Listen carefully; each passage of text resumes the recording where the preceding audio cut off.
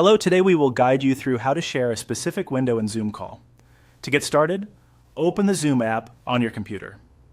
Make sure the application is fully loaded so you can access the meeting controls without any delay. If Zoom is already installed and signed in, this part should only take a moment.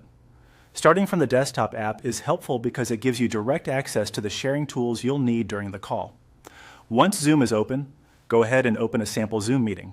This can be any meeting where you want to test or use screen sharing. Joining the meeting first is important because the share options only appear once you are inside an active call.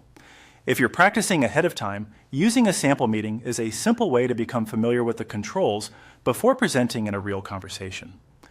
After you're inside the meeting, look toward the bottom of the Zoom window for the meeting toolbar. On that bottom bar, click Share. This is the main control used for presenting content to the other participants in the meeting.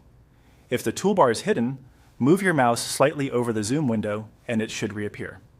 Taking a moment to locate this bar makes the next part much easier. When the sharing window opens, click on Screen. Zoom will usually show you different options for what you can share, such as your entire screen, a specific app window, or other available content. In this walkthrough, you'll select Screen from the available choices. Be sure to pause for a second and confirm you're choosing the correct item before continuing, especially if you have multiple windows open. Next, click Share to begin presenting. Once you do that, Zoom will start sharing the selected screen view with everyone in the meeting.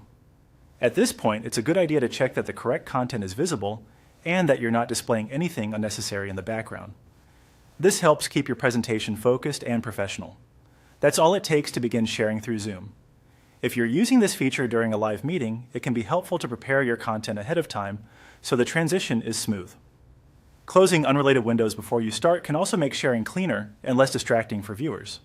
You've now seen the full process for opening Zoom, entering a meeting, using the share control, selecting screen, and starting the share.